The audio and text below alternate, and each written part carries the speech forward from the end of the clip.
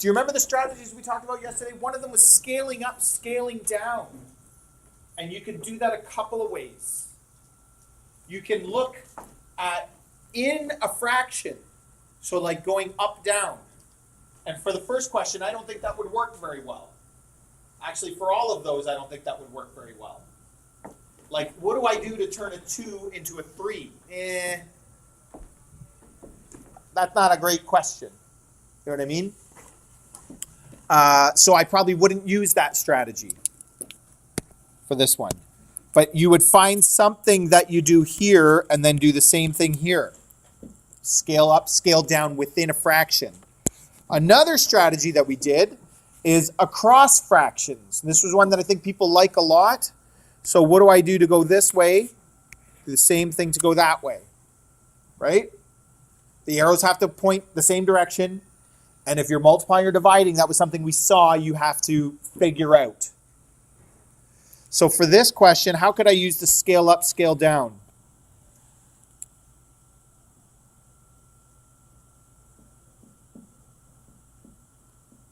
How would I find x in this question? Justin? 2 times 3? Why?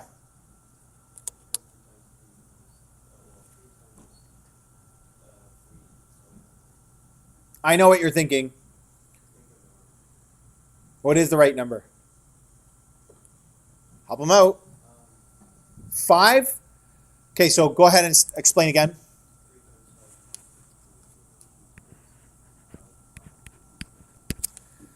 Right. So I do the same thing here. So x equals 2 times 5, which is 10. Notice how I wrote x equals 10. I didn't just write equals 10. I didn't just write 10. I didn't scratch out the x and put a 10 beside it. Yesterday we weren't worried about how we showed our work. Today we're learning a little bit about how we would communicate. So when you're asked to find the value of x, ever, or a or b, like whatever, the variable doesn't matter obviously, your answer has to look like x equals your answer. Does that make sense? You can't just say equals 10. We're very particular about this in math class. It may not matter to you, but it turns out it does matter. And so we want to say what equals 10. So in this case, x equals 10. We talked about this yesterday. Again, there's a part of that missing. How did Justin come up with 5?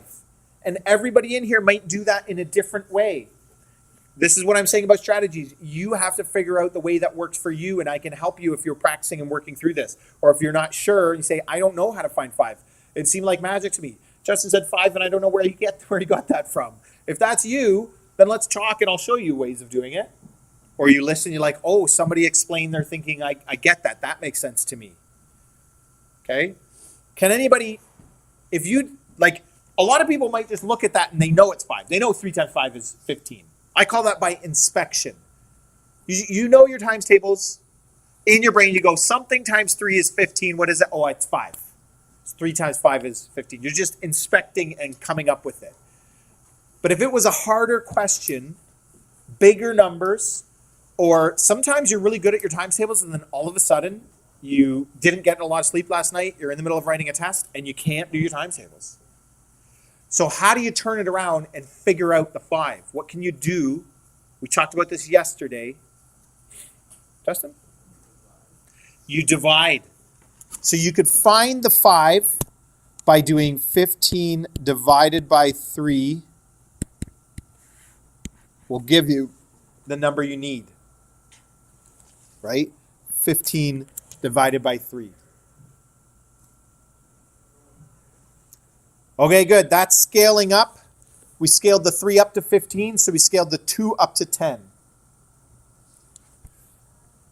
How would I use a similar strategy for B?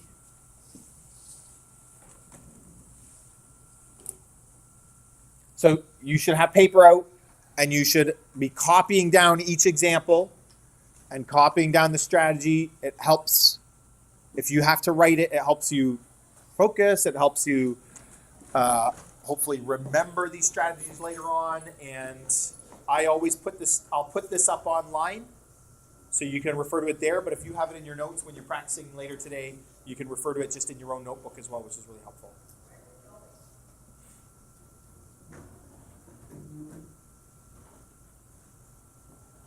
Okay, so Justin's done a lot of helping. And then you could try this on your own first, like you can do it in your book and see if your answer is right. If you didn't get it started, I would write down the title as well. You don't have to write down the word lesson, but proportions, solving proportions, write that down. Write down the question, 40 over 32 equals 10 over x. And if you want to try to solve it, go ahead. Or if you think you can explain what you do,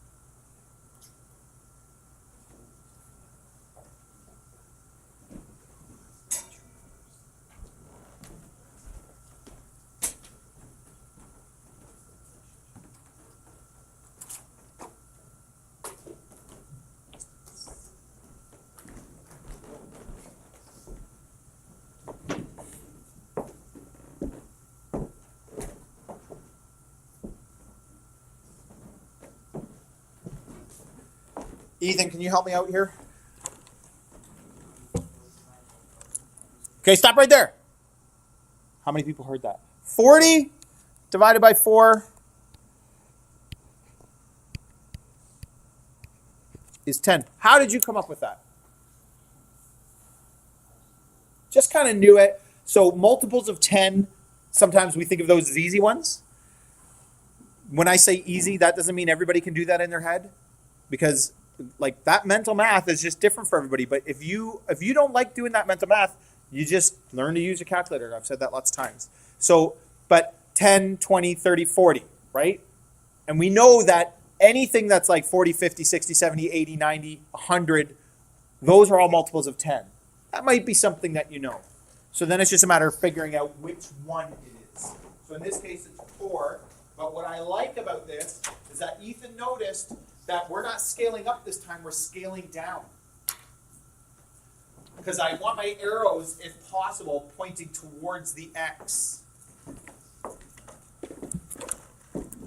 If I take 40 and divide by 4, I have to take 32 and divide by 4. I use my calculator for this, and I just go 32 divided by 4. And it gives me 8. So remember, we write our answer, x equals 32 divided by 4. You don't even have to write that part. X equals 8.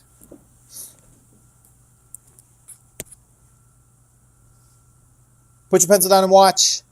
If I had drawn my arrow this way, 10 times 4 is 40. The problem is, then I'm doing this. X times 4. Well, I can't do x times 4. That's the problem. So then you have to figure out how to turn that back around. What number times 4 gives you 32? And that might be something you're capable of doing. So that might work just fine for you. I'm not saying you can't do it this way. But it's a bit different. If the arrow is going towards the x, then you just punch it into your calculator. If you are always trying to multiply, and that's a common thing because we learn to multiply first, so we usually better at it or see things that way a little bit more. Okay, but it might make it harder in some situations. So A was scaling up, B was scaling down. Any questions so far? These are strategies, folks. You're trying to get used to a strategy, and then we're going to do some practice where you get to pick strategies and practice them yourself. I'll still be here to help, but. All right, let's try C.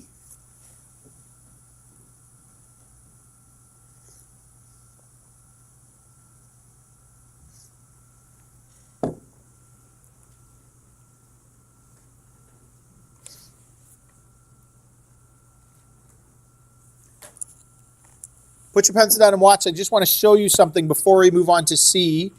The other kind might have been, what if I had done this? Whoa. Stop it. 24. This is one where I could scale either direction. Yes, I could scale this way, 2 times 12. But I could also scale this way. Or actually, I'm going to go this way. 2 divided by 2 is 1.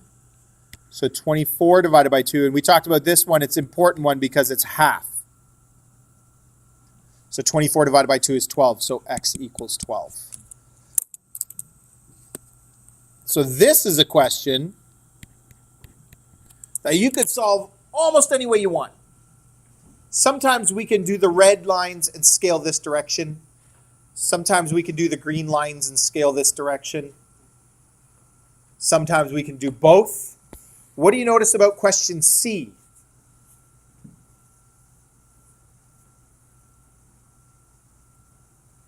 Donovan, what do you think?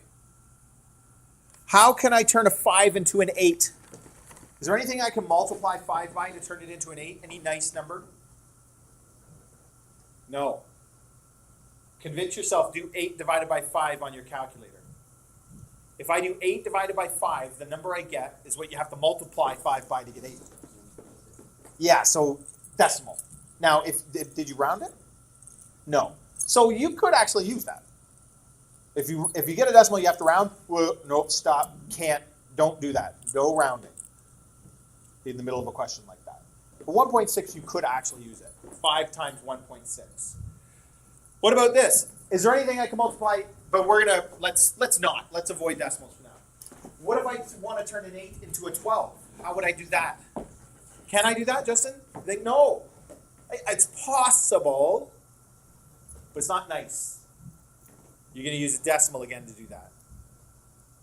So we have our other strategy, and we saw this yesterday, and I think some of you will like it. This will always work.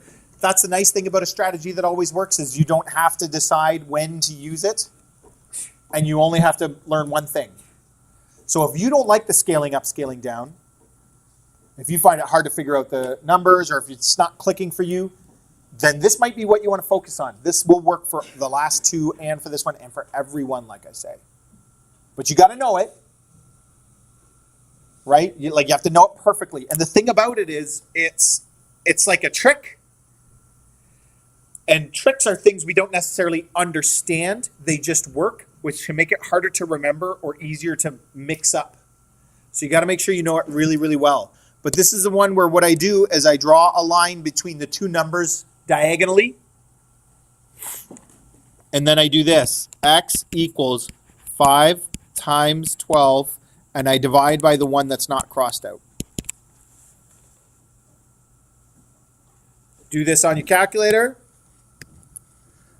5 times 12 divided by 8. 7.5. Decimals in my final answer is fine. That will work. What I'm saying, and a decimal that you don't have to round, you could use. If you have to round at the end, that's fine. But in math, we try not to round throughout a question. Do you understand the difference? Okay, let's try some more. So here's what I want from you. I want you to pick your strategy. This looks like one that you might be able to do different ways. In fact, I'll give you a hint. You could use any of the strategies that we've done. Scaling up, down, scaling across, or the one that we just did. I want you to pick one and try.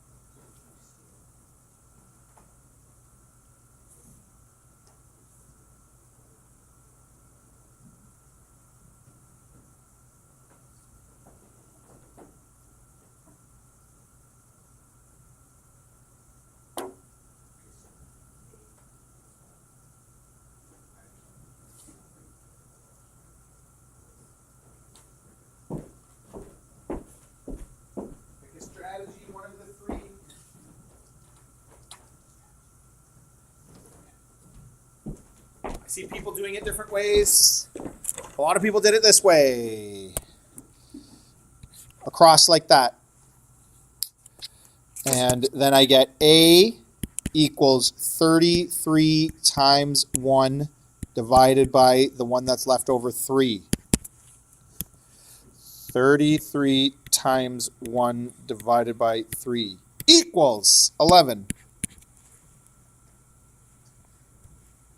But could I have done the other strategies? Yes. A over 33 equals 1 over 3. So I would scale this way. 3 times something gives me 33. What is it times? So times 11. So then do 1 times 11. You might have done that. You might even be kind of doing that in your head without realizing that's what you're doing.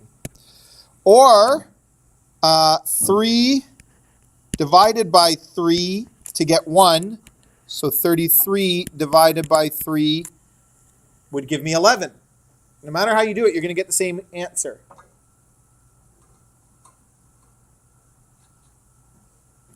Okay, let's try another one.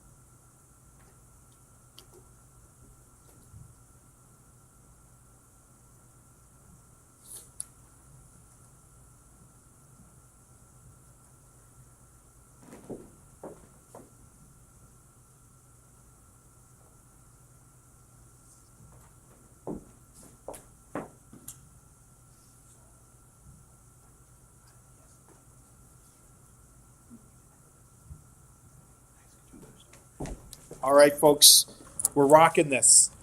These are, remember I said this yesterday, proportions are powerful, powerful things. So many things in the real world work this way. And we're going to see some applications, problems that we're going to use proportions to solve, where you have to set it up yourself. So there's one extra step. But I already see basically everybody in here solving these exactly the right way. You've picked a strategy, you're going with it. Now it's just a matter of practicing it enough so you remember it tomorrow, remember it the next day, that kind of thing. But I see a lot of people doing this. And I think this is the right strategy to choose here, because the scaling one wouldn't work that well for this question. And I get x equals 4 times 45 divided by 10. Even when we use a strategy several times, we may find a question and we feel, well, wait a minute, is it going to work for this? So it's worthwhile still practicing, even if you think you're getting it, because sometimes there's little hiccups along the way. 4 times 45 is 180. Divide that by 10 and I get 18. How many people got x equals 18? Fantastic. Okay, let's try another one.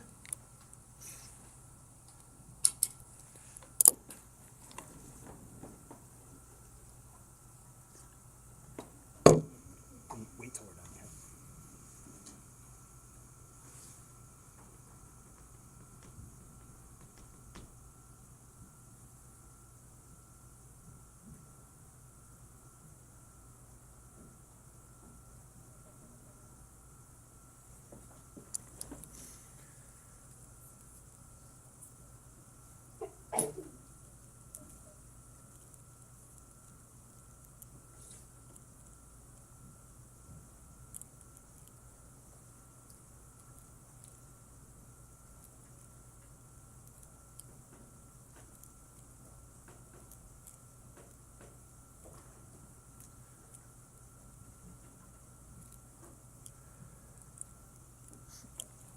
How many people have an answer?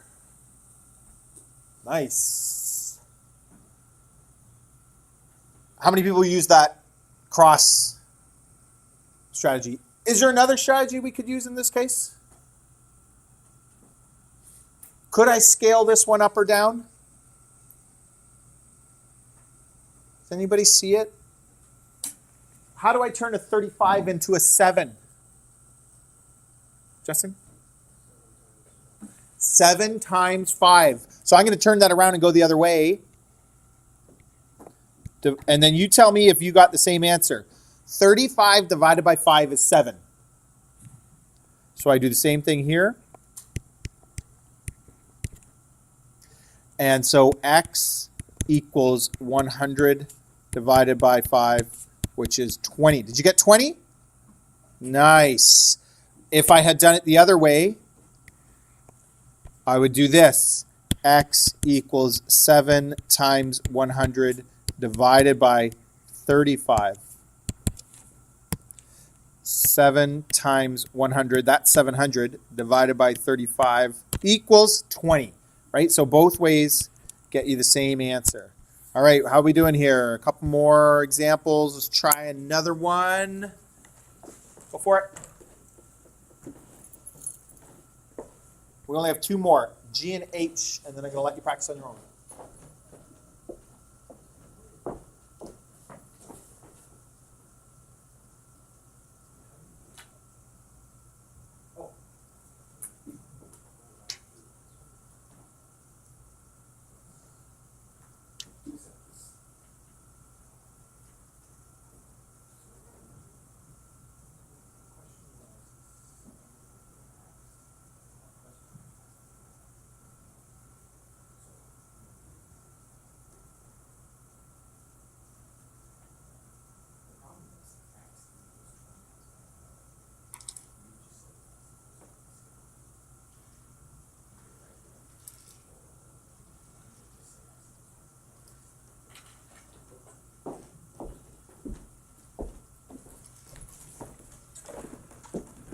Does this one scale up, scale down?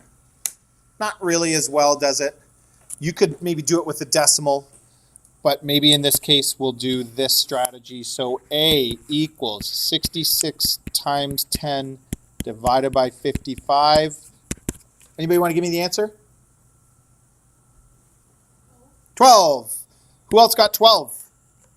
Nice. That's a harder one to predict. 55 over 66 is the same as 10 over 12. Remember when we talked about the pizza stuff yesterday? These are equivalent fractions. I ate as much pizza as you, cut it into different size pieces. Like, it still means that. But it's harder to see 55 over 66 as to say, who cuts a pizza into 66 pieces? But anyway. All right, H is a little bit different because it's written differently. So I'm going to show you a couple of things. And you can just watch this for a minute if you want.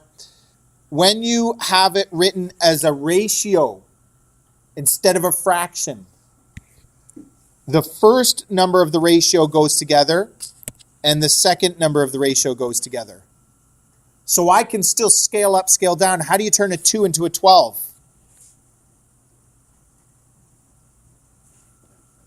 Two times 6 is 12.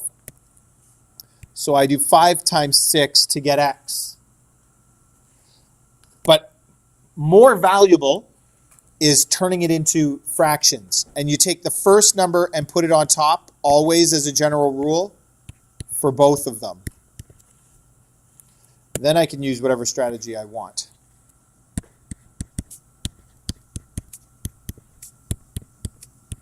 Five times 12 is 60, divided by 2 is 30, so x equals 30.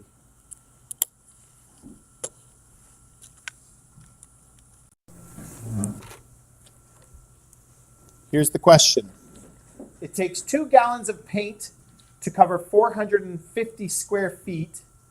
How many gallons of paint would be needed to paint 675 square feet? So what I want you to try to do is set up a proportion that looks like this.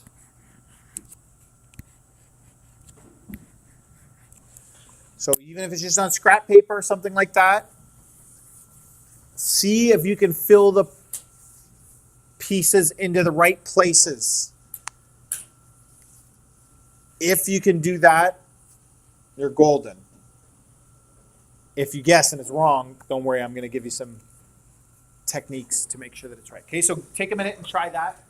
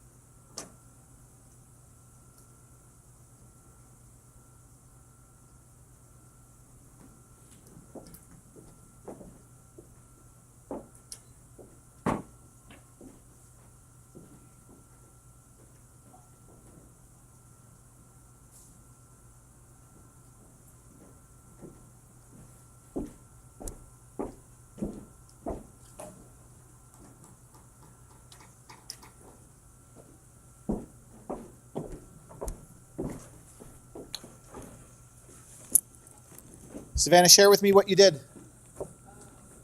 Just tell me what you wrote. Yep.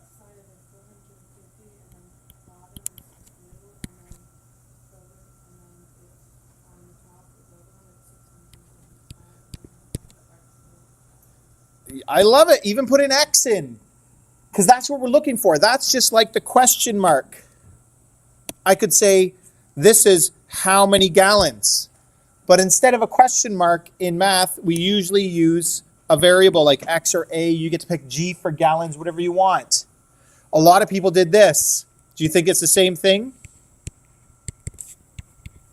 I don't know if you used an X, but are these two questions the same? They look a little bit different, but I think they're the same. I think you're going to get the same answer for both of them. We'll try them both and see. Here's what I want. Put your pencil down and listen. Here's what I want you to notice. The reason why this is correct, and we talked about this the other day, is there's two things going on in this question. Gallons of paint and square feet. Where did Savannah put gallons? On the bottom. And where did she put square feet? On the top. And as long as both of these are square feet, so this is square feet, and this is square feet, and this is gallons, and this is gallons. How many gallons? X is how many? As long as you've got them both in the same place, you're good. I can't put gallons on top of one and the bottom of the other. Then you're going to be wrong. Think about the equivalency.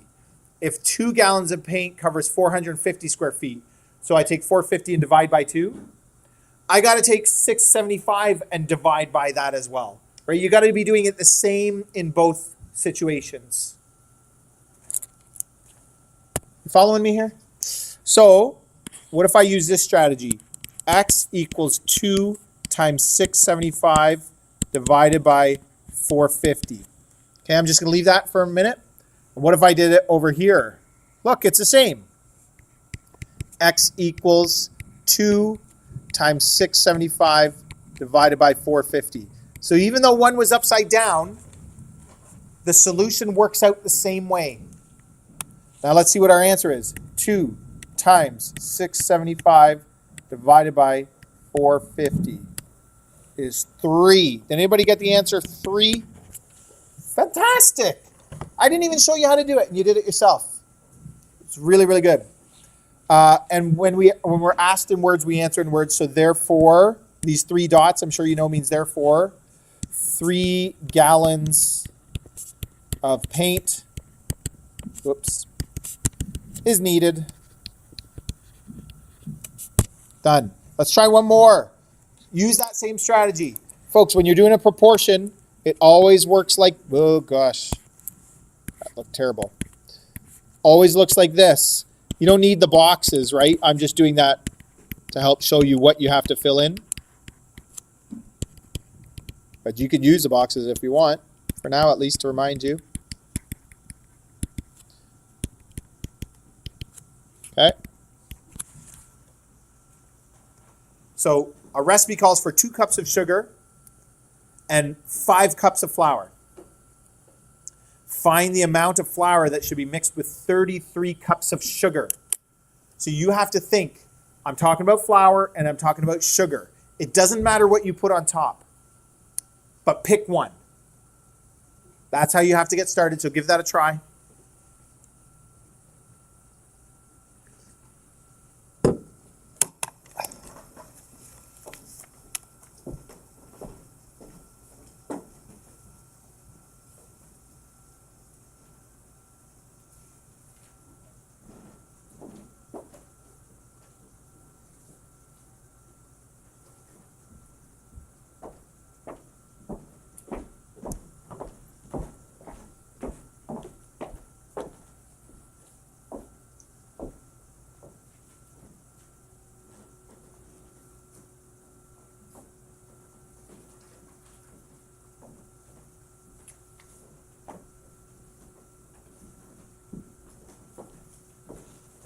The other thing that's really important about like word problems applications, think about your answer. When you get an answer, does that make sense? Let's say I work this out and I'm like, oh, you need 10,000 cups of flour.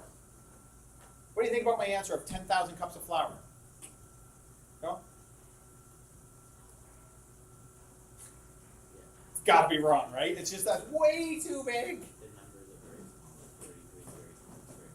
Right.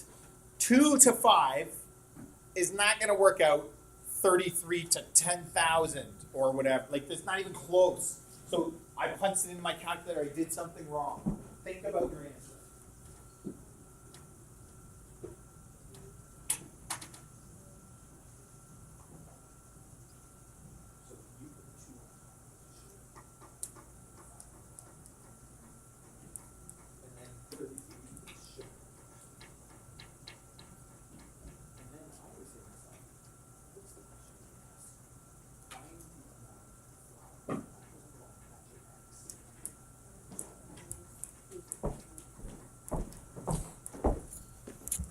Somebody want to tell me what they put? No? So I'm going to diagnose what Noah's doing here. 2 is the sugar. And honestly, folks, I would write it off to the side for now like this. And 5 is the flour. And the most important thing that you're going to think about is to make sure you get sugar over flour in the next part. Okay, Noah, continue. Somebody else tell me why that's correct.